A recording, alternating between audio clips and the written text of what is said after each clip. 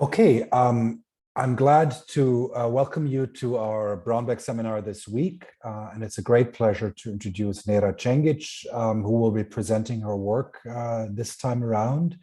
Nejra is a Marie Curie Fellow at the moment at the Center for Southeast European Studies. She received her PhD from the University of Ljubljana and has been involved for many years in different roles at the University of Sarajevo, and her project is looking at care work, gender, and social reproduction in the light of Europeanization, with a specific focus on Bosnia and Herzegovina. She's an anthropologist by training, so this project is an primarily anthropological approach to this topic. So Nejra began her fellowship just a few months ago. So in this sense, it's the kickoff presentation, so to speak, for this 2-year fellowship, and I'm sure we're going to hear more from her in the course of the time. So Nejra, without further ado, I'm handing over to you and looking forward to the presentation. The floor is yours. Thank you very much. Can you hear me? Perfectly, thank you. Thank you very much. Good afternoon to all. As Florian already said, the title of my presentation is Care Work, Gender, Social Reproduction in Light of Europeanization, the case of Bosnia and Herzegovina. Since I have not started fieldwork yet, as Florian again explained it, I'll present a kind of proposal of my new research project. I'll start with an anecdote. At the start of the corona pandemic, I met a friend of mine in a supermarket in Sarajevo, Bosnia and Herzegovina. Upset, she told me that her life was falling apart. 2 women who took care about her disabled, bedridden mother in shifts had quit, she explained, and her employer, at that time an international organization, did not allow her from home. To her, as to many others around the globe, a crisis situation brought to the fore the vital importance of domestic care work. In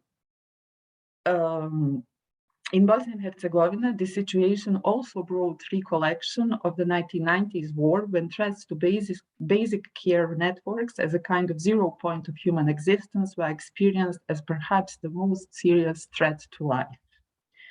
This seemingly exceptional situation in terms of corona pandemic actually reflects much deeper and broader alarm about the shortage of care, globally recognized as a crisis of care. In social scientific studies, the causes of this crisis are usually located in transformation of labor, including increase in women's employment, aging of the population, reduction of welfare programs, and intensified transnational migrations. As regards the first, these statistics show that over the last years, the percentage of working women, particularly in the West, has increased. For example, we can see in Austria with almost 20%.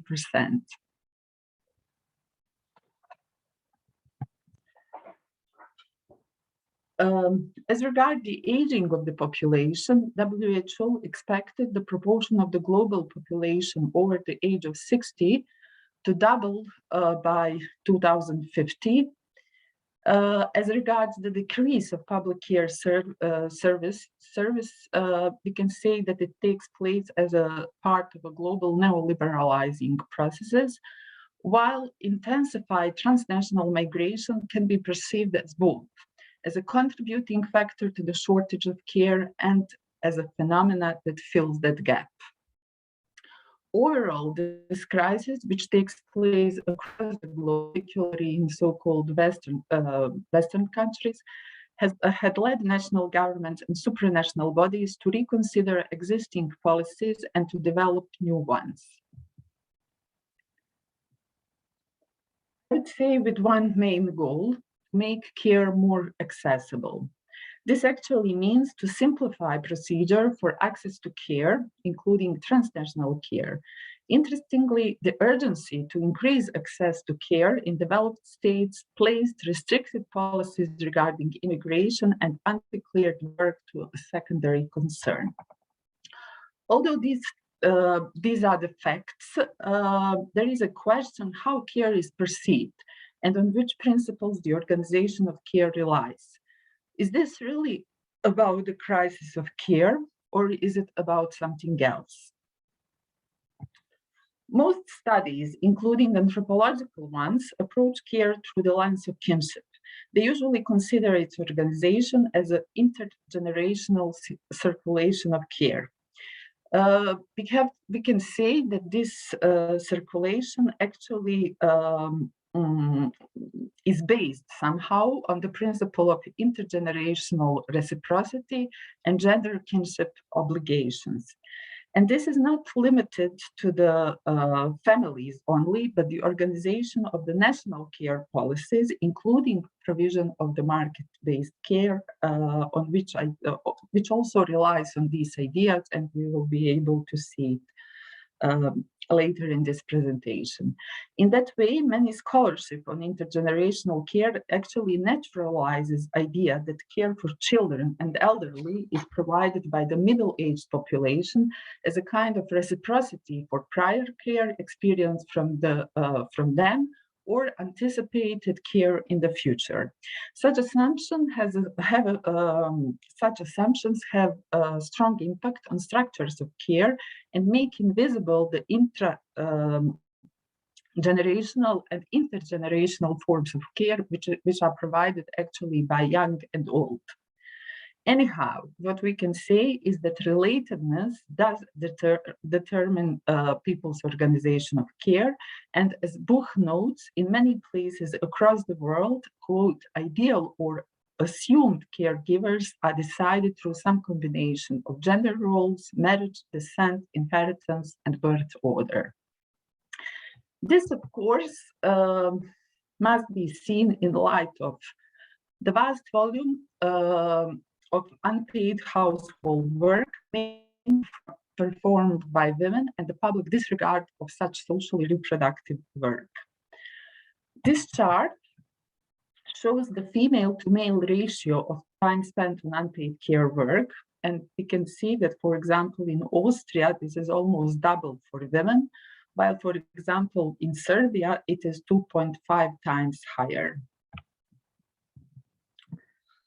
Going back to the people's organization of care, we should also pay attention to broad public perception of care as naturally feminine, and also on ideas of care as motivated by pure love, familial relationships, and such not considered as a fully work. The major challenge to this, placing care within capitalist political economy, came with the domestic labor debates during 60s, 70s, second wave socialist feminism. According to Vogel, the twofold Marxist thesis about the production of goods and production of people and capitalism allowed feminists to grasp the importance of domestic work, for which women held main responsibility for production of human beings, but more importantly, for production of things. It authorized feminist efforts to theorize domestic labor and to build autonomous feminist movement. It brought to the fore how capitalism actually relies on invisible and unrecognized domestic work, which reproduces the labor force. This rich international debate included discussions on whether domestic work has exchange value and as such, it is a form of exploitation as proposed by autonomous Marxist feminists, or it has only use value. Anyhow, it informed what is today known as the social reproduction theory. Social reproduction theory poses the question like, if in capitalism the worker produces goods, who produces the worker? How are human beings reproduced outside working hours? For example, before 9 a.m. or after 5 p.m., and how do wider social structure enable or complicate this? How, for example, does water supply, a local transportation system, access to children's playgrounds, access to medicine, support or complicate social reproduction? It is in this light that we can understand Nancy Fraser's argument that contemporary outcry or the crisis of care in fact indexes a crisis of capitalism that relies on unpaid domestic work, thus exposing quote, social reproductive contradiction of capitalism, end of quote.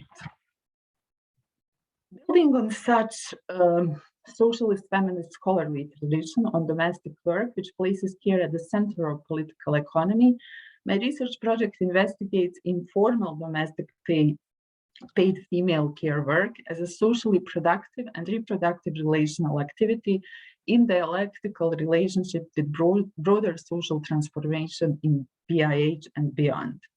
It investigates informal paid domestic care work for children and elderly performed in home of care receivers.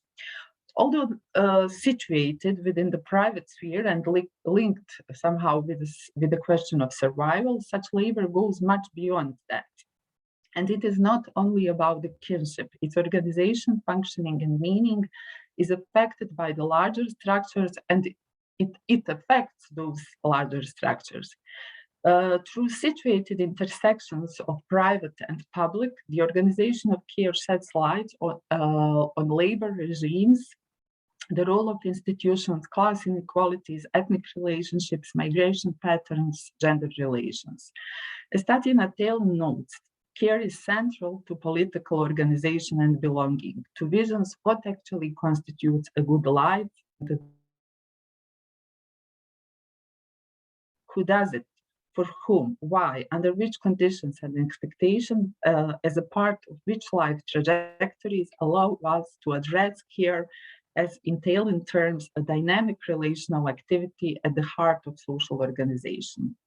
In post-socialist Bosnia and Herzegovina, which is in Europe but not in the EU, changing care practices can be seen as a key form of broader transformation. Decreased level and quality of social services, prolonged working hours, higher demands on employees, very high unemployment rates, structural poverty, and significant war and post-war migrations of middle and young people have reconfigured domestic care for elderly and for children, which used to be strongly reliant on kin and public welfare institutions. This has led to the establishment of the care businesses like homes for elderly, kindergartens, but also increase in informal paid domestic work and increasing care drain to EU. This paid work is carried out almost solely by women, often in socially disadvantaged positions, and it involves actually delicate negotiations of trust in the legal gray zone. In order to grasp the complexity and dynamics of such work, which cannot be understood without its transnational dimension, the research will be conducted in two sites. In the post-socialist, post-war, internationally supervised city of Sarajevo as the main site of research, and in Austria, a key destination for BiH women to engage in temporary domestic care work as an auxiliary site. The study revolves around three major research questions. How is this care work organized? First, how does it shape up in relation to broader social processes? In particular, reconfiguration of labor and social security, of ethno-national relations, of migratory patterns in the light of processes of Europeanization. And third, what kind of effects change does this care work produce? Which opportunities does it enable for the various stakeholders? I will address these questions through ethnographic research in Sarajevo and in cities of Austria. I will use methods such as interviews, mainly semi-structured interviews, participants' diaries, and hopefully participant observation. In addition, I'll use time budget sheets and do a review of literature and documents. Due to time limit of this presentation, I will not go much in methodological details, but I will focus on one dimension, or on that how I will organize my unit of research in my fieldwork in Bosnia and Herzegovina. My unit of research in BiH will be so-called care clusters in which multiple relations intersect. A care cluster will consist of at least 4 categories of interviewees: caregivers, care receivers, and family members on both sides. The reason for this is that paid domestic care work de facto allows an increase in dual income families and frees up some women to achieve higher professional positions. It also allows other women to earn an income, albeit often a small one accompanied with poor recognition. Such work can thus be approached as a node of where social inequalities are made, produced, reproduced, but also potentially challenged. My project analyzes these potentially contradictory aspects of paid care work for both caregivers and care receivers and their family, which are usually studied separately.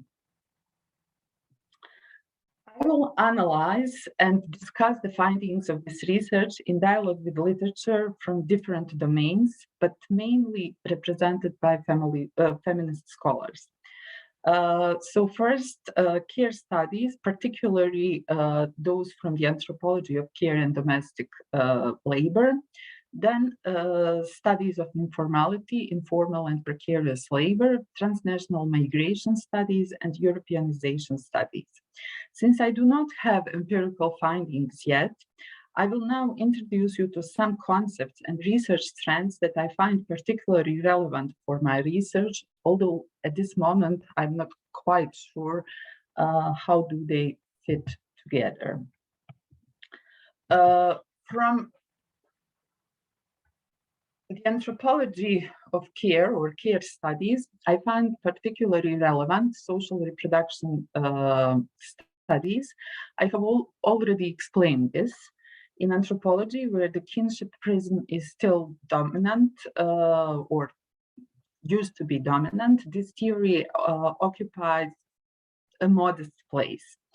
In addition, a stratified reproduction in which certain people are encouraged to reproduce biologically and socially is mainly examined in relation to the beginning of the life, not so much regarding its advanced phases.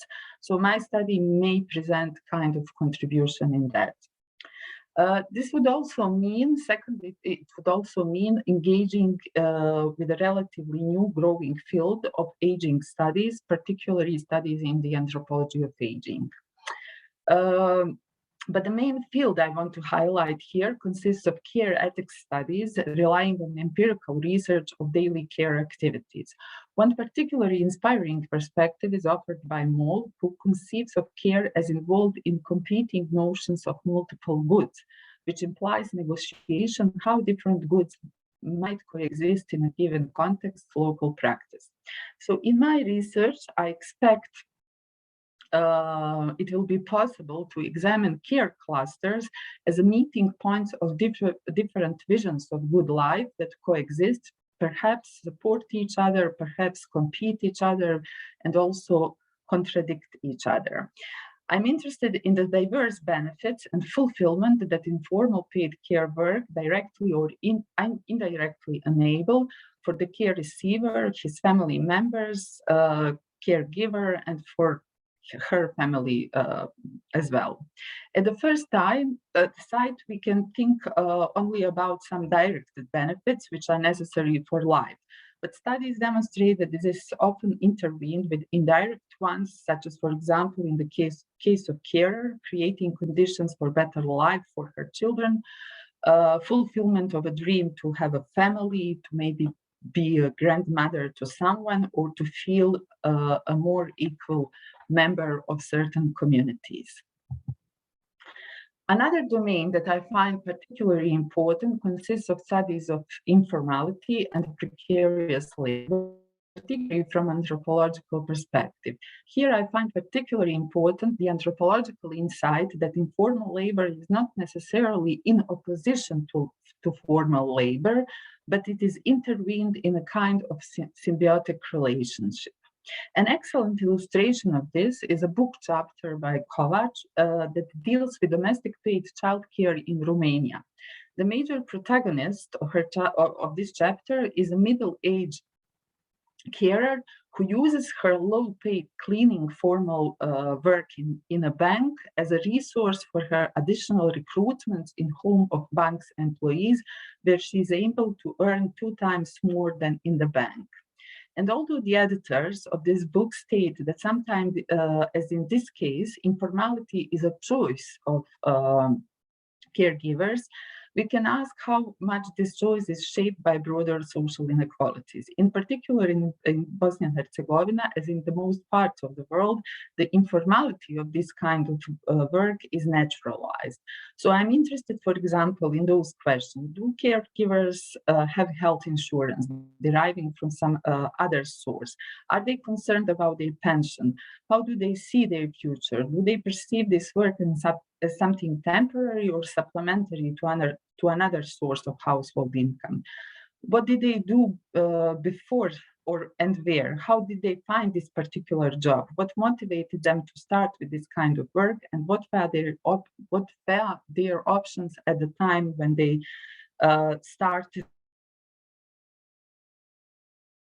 These means I have to take into account their educational, migrational, ethnic, and professional background, but also their age. Further, I find particular inspiration in the work of Joan Tronto on paid domestic labor. She states that because this kind of work is taking place inside private households and it consists of activities that are traditionally expected from household members, it actually contributes to the informality in terms of recruitment, conditions, and scope of work. As such, it is often perceived as it is often not perceived as employment,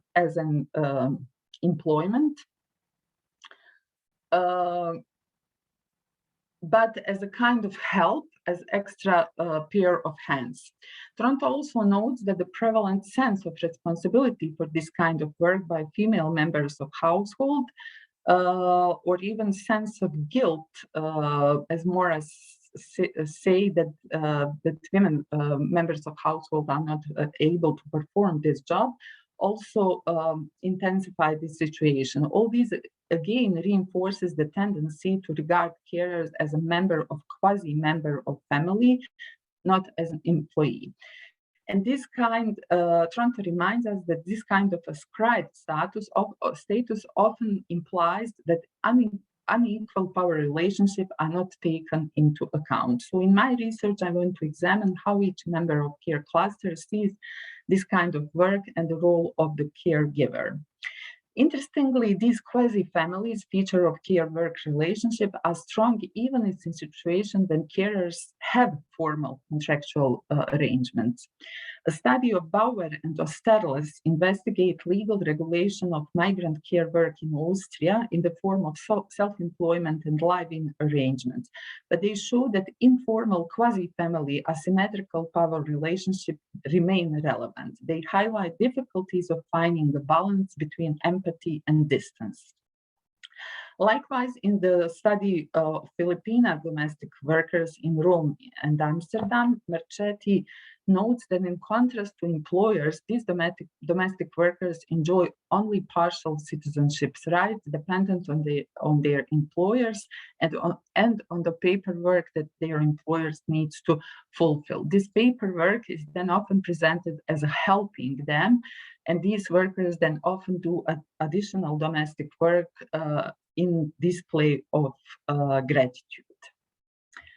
Such unequal power relationships are particularly prominent topic in the third body of literature, which consists of studies of domestic work by transnational migrants. Investigating this in Canada, People Hopkins has even claimed that when employers are households rather than agencies, the employment relationship is often similar to master-servant relations of historical slavery. She said that these workers are spatially isolated, not unionized, and often excluded from the labor laws. I have to say that there are some other authors that actually point out some other qualities, or I would say aspects of such work,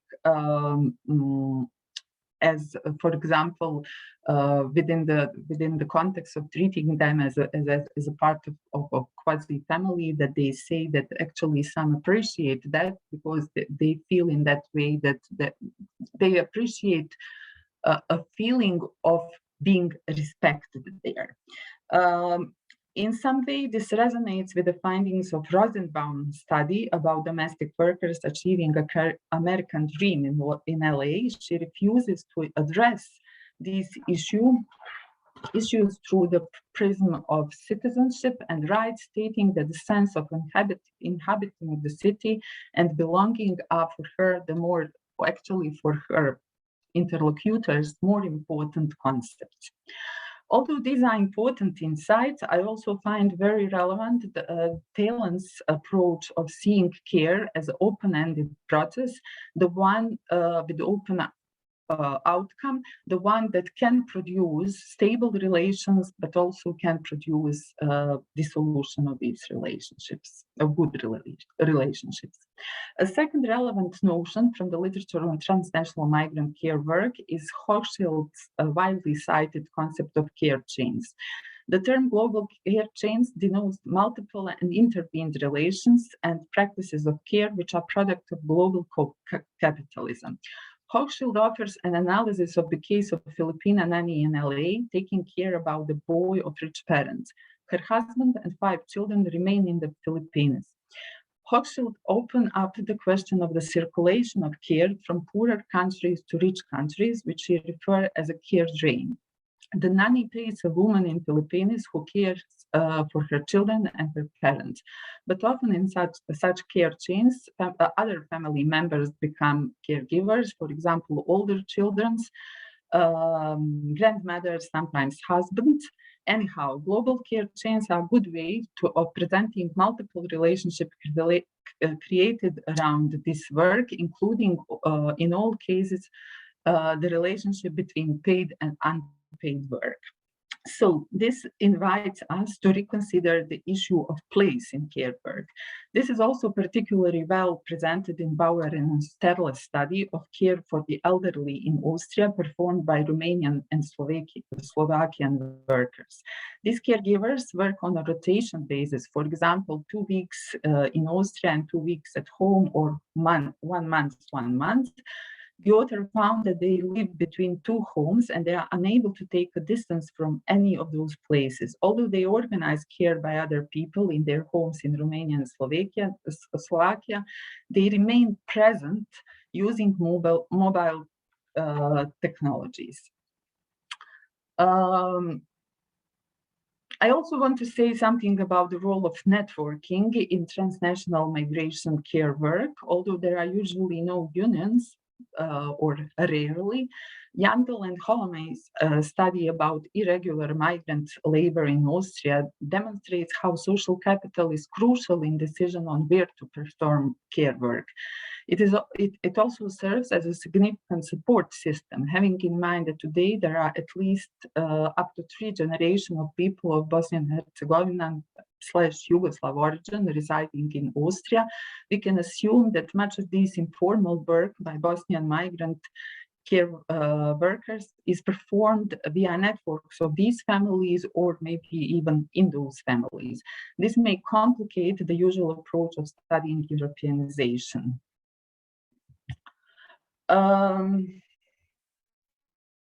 Final point, let me now turn to those questions. Many concepts that I presented so far refer to the role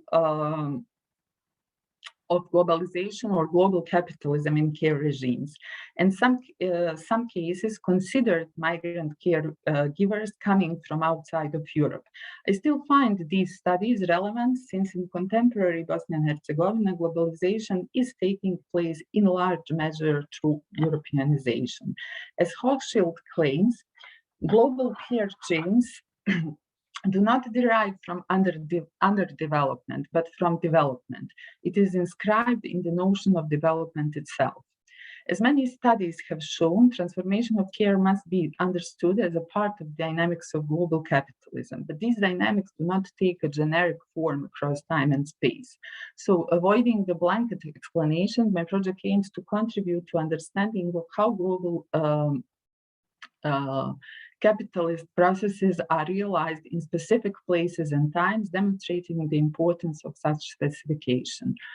Bosnia and Herzegovina offers possibility to study such transformations within specific temporal determination of before and after. This is because changes are particularly visible in this setting marked by multiple formal, post-war, post-socialist, Europeanizing transformation over the last 20 discourses of sending and receiving countries regarding care work, we can see at least three important things. First, very visible policies of Western countries offering migrant carer jobs that are well paid by for Bosnia and Herzegovina standards. Second, broad public dissemination of in BiH of these offers as they are local job offers. And third, widespread public lamentations in Bosnia and Herzegovina of emigration and especially of youth drain.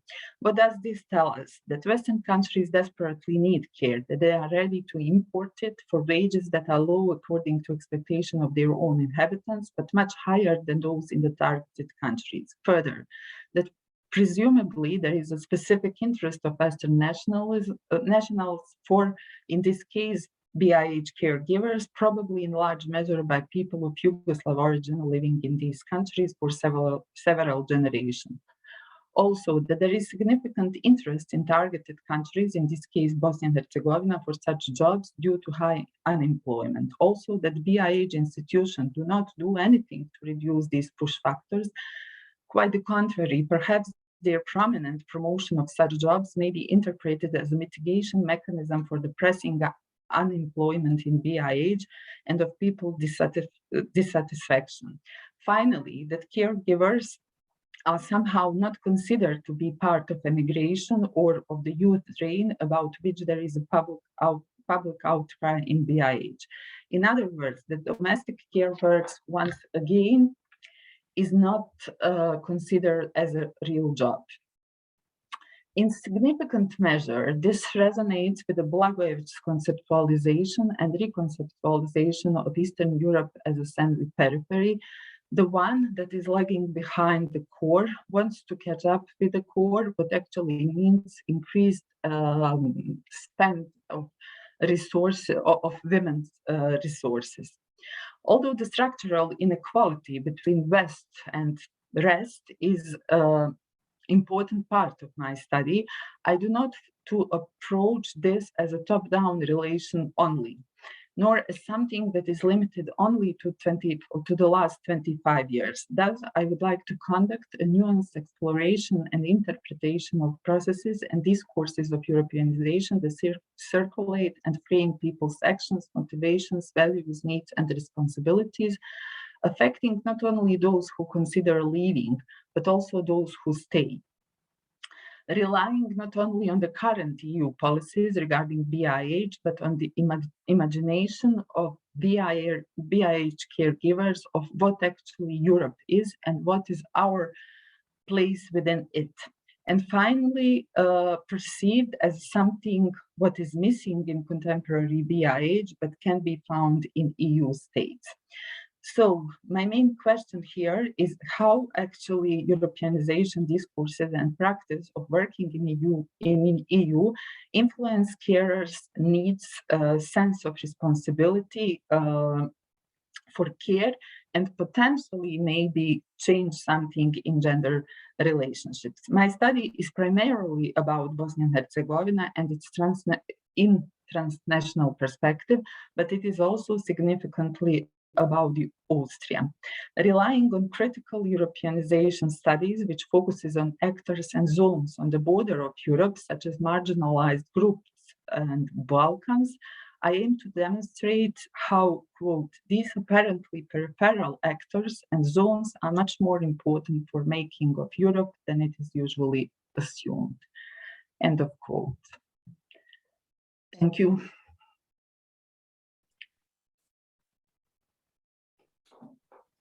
Great. Thank you very much, Nejra, for your presentation. And so I would like to open the floor now to questions.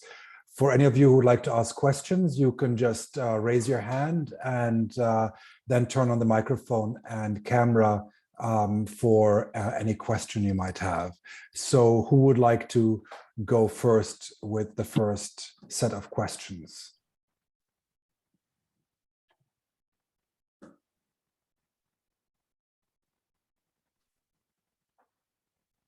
Anybody who would like to break the ice with our first? Yes, Anna, go ahead.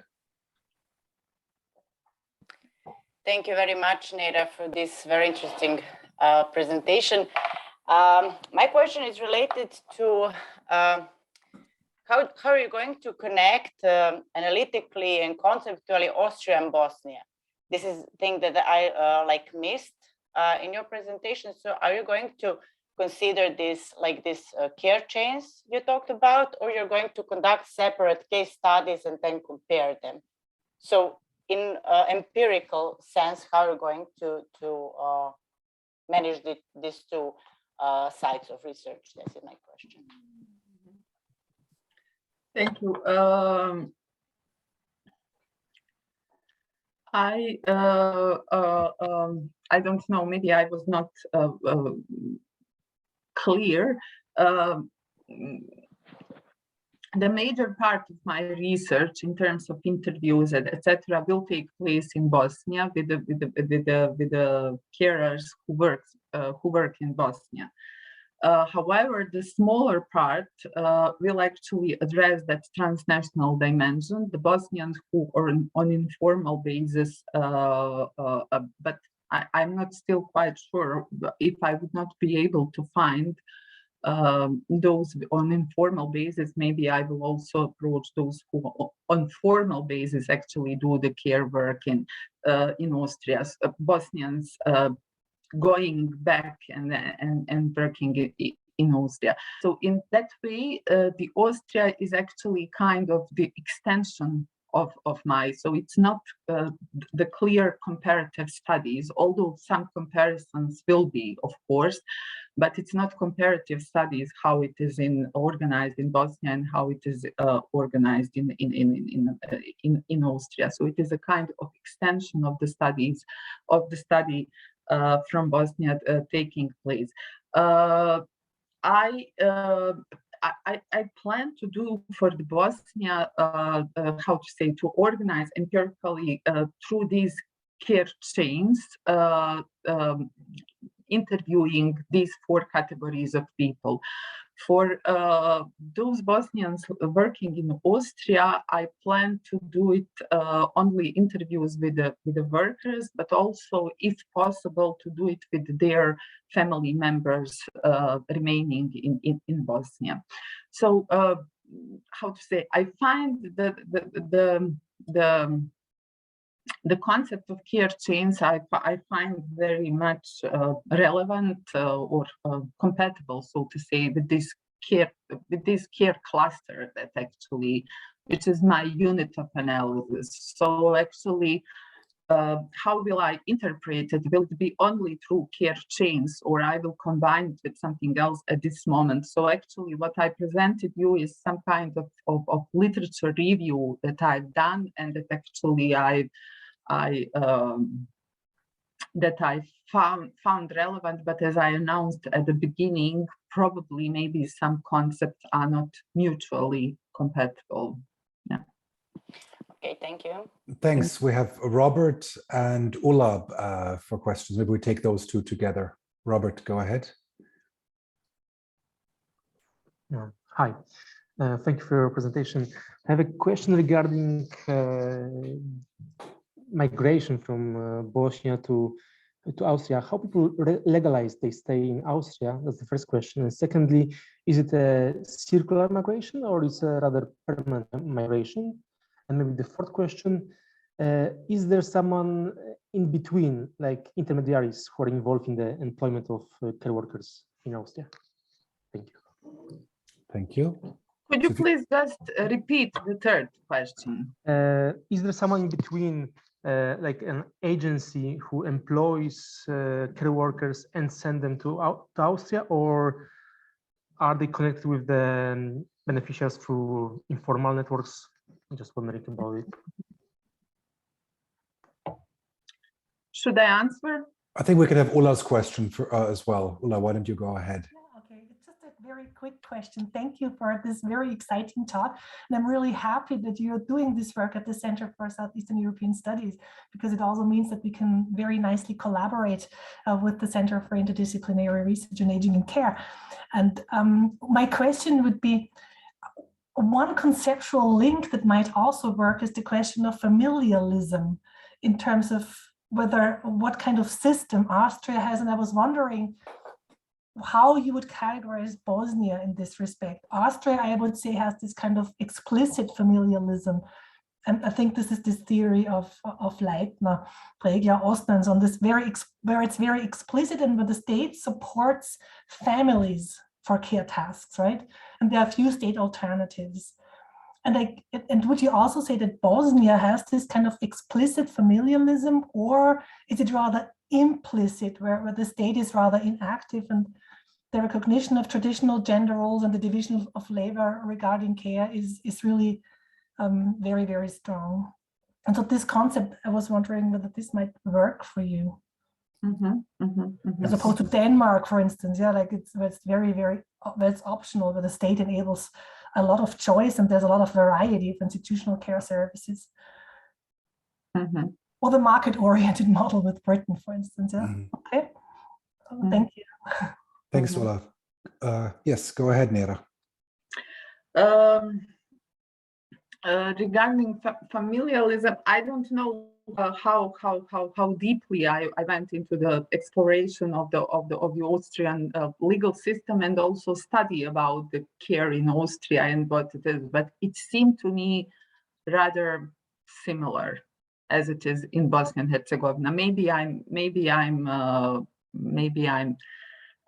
wrong. I really do not have very how to say firm answer to your question, but it seemed to me up to now, it seemed to me rather similar. But actually, yeah, I think that that your recommendation to look more into that is I find really important one.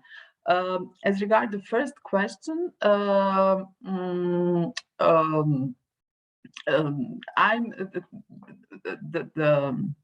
interested primarily, so to say, to the women who are working in Austria on informal basis. Although, how to say, in Austria, the care work, domestic care work, is legally regulated, but still, I know actually, I can presume that that one part of that still takes place informally. As I said during my presentation, I would presume that significant part of that actually is taking place via some networks of the kins, friends, social capital who actually residing in Austria for the longer time. However, there are also Bosnians who work here on the formal basis, and yes, the agencies are the one which mediate that kind of, both the agency which are registered in Austria, but also there are some agencies, some mediators from Bosnia and Herzegovina who are also mediating this kind of work. Yeah. Thank you. Other questions? Who would like to ask some more questions for Nejra?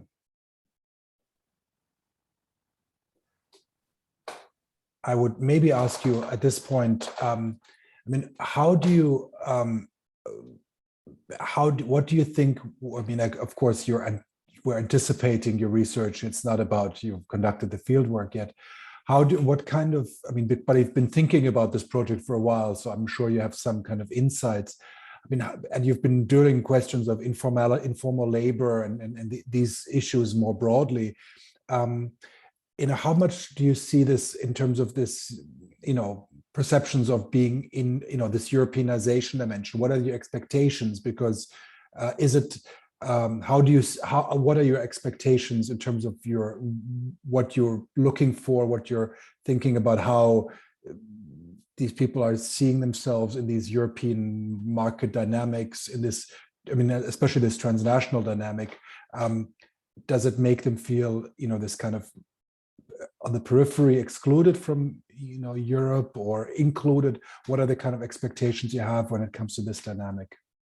I really, how to say, now I can really only kind of speculate, because I really don't know, but that is the question that I'm really interested. So my, the one scenario, so to say, would be actually that some workers actually started, I don't know, have some relative in Austria or something, friends, etc., and do it just once on some informal basis, or maybe twice, etc.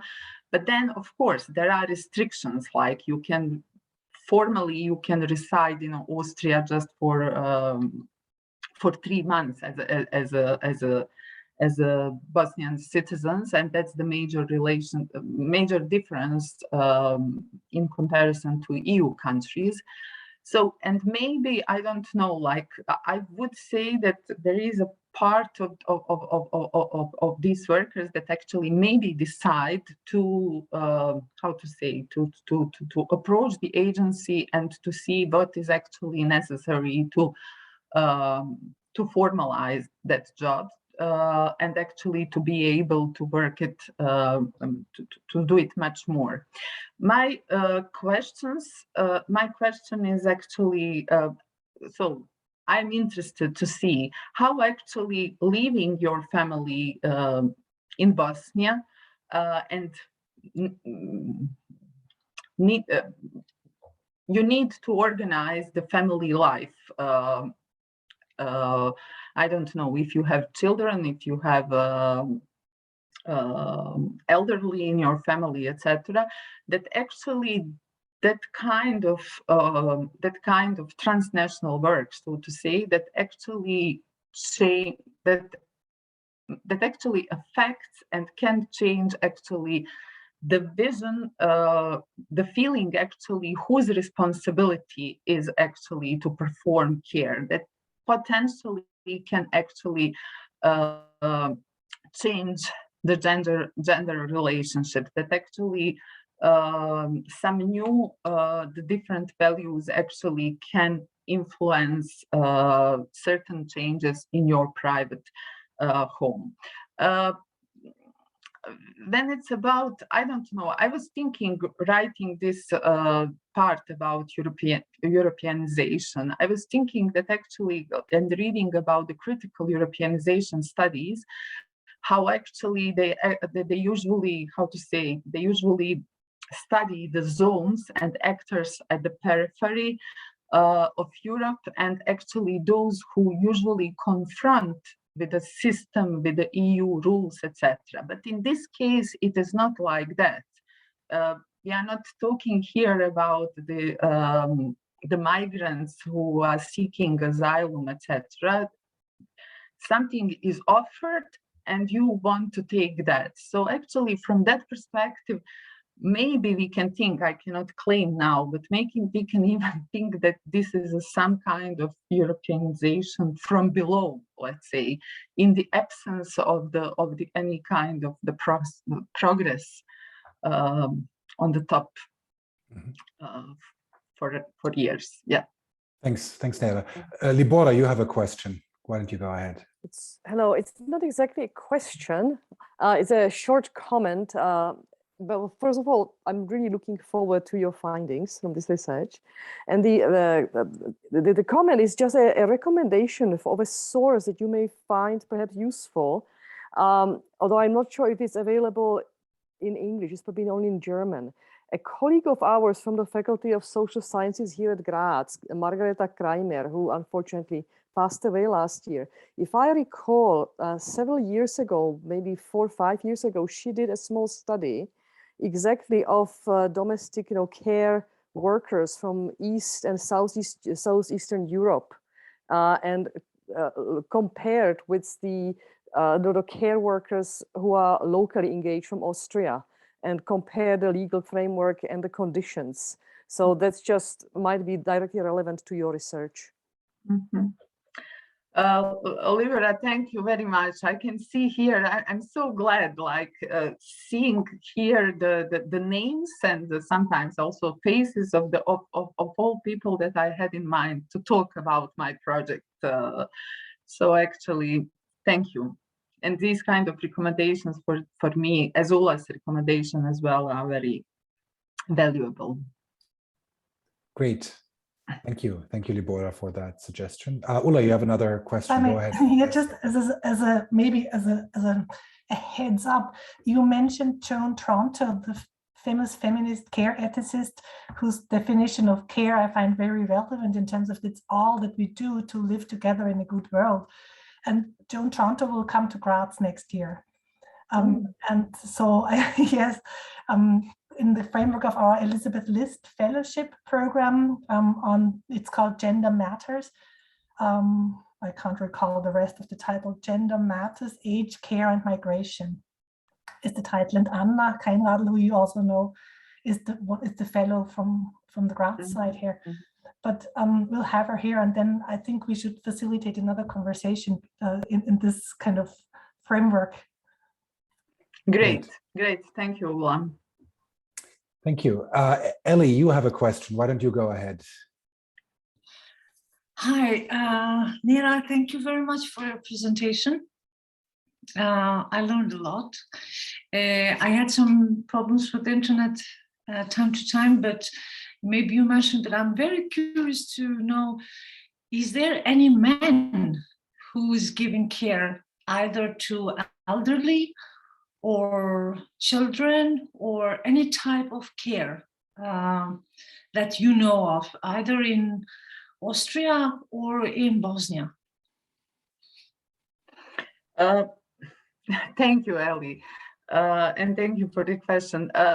I don't know, but I have to say that I didn't go systematically like to see are they all, and I would presume that there is. I would really presume. It seemed to me like, but the fact that dominantly we have women, I would dare even to say, I don't know, probably 97%, etc. So that's the reason why mainly, like, I don't know, like, yeah. Yes, thanks, Ellie, and I guess that's something you'll find out. So I think we're in time to wrap up for today, Nejra. Thank you so much for presenting your project. And again, as I think you could hear, there's a lot of enthusiasm to hear about your findings. And so we'll have a repeat of this presentation in this or in another framework down the road to discuss exactly the conclusions of your research or the ongoing interim findings. So thank you so much. You have, I think, a rich network of colleagues who are happy to hear and be in touch with you, even if it is at the moment virtually, but very soon, hopefully also in person and not transnational or trans-computer. Anyhow, thank you, everybody. And we have Braunbeck next week. And thank you, Nejra, and see you all very soon. All the best. Thank you. Happy New Year. Likewise.